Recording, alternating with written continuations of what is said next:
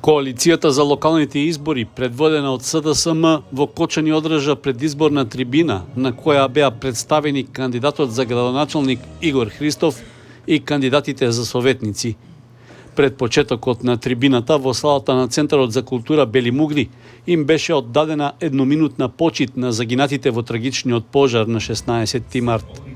Партискиот лидер Венко Филипче во обраќањето истакна дека во Кочани не може да зборува како политичар, туку како човек и родител кој ја чувствува болката на оние кои ги испратија своите деца на забава, а не дочекаа да им се вратат дома. За она што искрено жалам е што се изгуби шанса да покажеме дека барем кога е најтешко, знаеме да бидеме пред се луѓе. И не беше потребна голема храброст за тоа. Беше потребна само емпатија, малку достоинство и малку почит.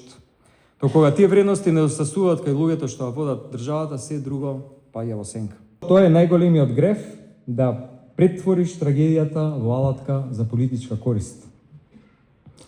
И јас и СДСМ никогаш во изминатите 6 месеци не го направивме тоа, ниту пак јас дозволив било кој од партијата тоа да го направи. Со окрената глава не се оди пред луѓе што изгубиле се, а се уште не ја добиле вистината. Со крената глава не се оди кај оние кои со месеци бараат правда, а имаше обиди за селективна правда. Со крената глава не се оди кај оние на кои што им се врша притисоци за протестите. Нема достоинство во ароганцијата и лицемерието.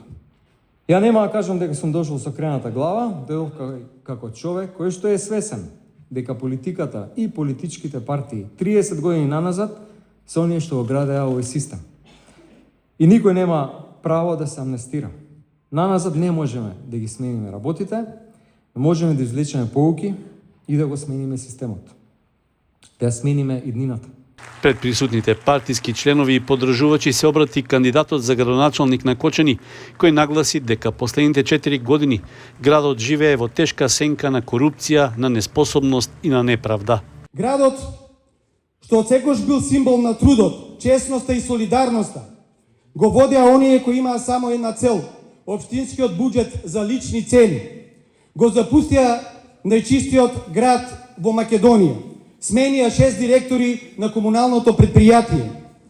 Резултатот е хигиенски хорор. Најголеми должници на комуналното јавно предпријатие Водовод Кочани стана општинските училишта. Невиден арамилак, криминална банда. Ветруваа булевари и катни гаражи, а донесуваа криминални одлуки за затворени врати. Ги изгубија доделените средства за домот за стари лица. При нова градинка Кочани остана без градинка. Им пречи редот, дисциплината, им пречат сите закони. Сметката за ваквите услуги ќе дадеме сите ние, жители на општина Кочани, во недела на 19 октомври. Кулминацијата на таа разузданост ја почувствувавме сите во колективната болка и тагување во нарушената безбедност на нашиот град. На Кочани му треба зеленило и чист воздух, дом за стари, катни гаражи, нов функционален и модерен градски пазар. Кочани заслужува уредени улици и тротоари, чиста вода и канализација во секоја зона, во секое населено место. Сите заслужуваме пристојни услови за живот. Нашиот приоритет ќе бидат младите, затоа што тие се нашата иднина.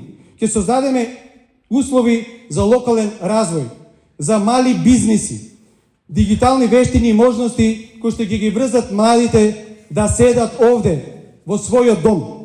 На предизборната трибина на СДСМ, носителката на кандидатската листа за советници Александра Коцева рече дека Советот на општината мора повторно да биде глас на граѓаните, да не биде место за поделби, туку за решенија и не за лични интереси, туку за општо добро. Затоа нашиот тим има јасна цел.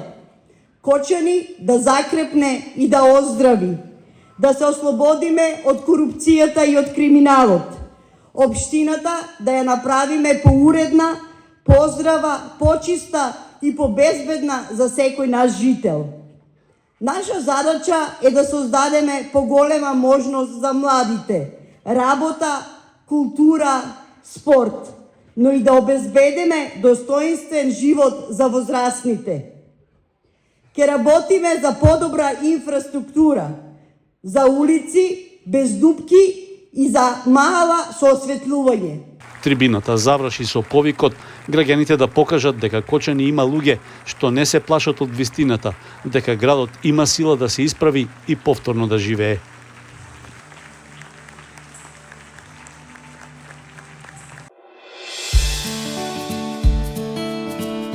Канал 8 телевизија на вашиот мобилен уред.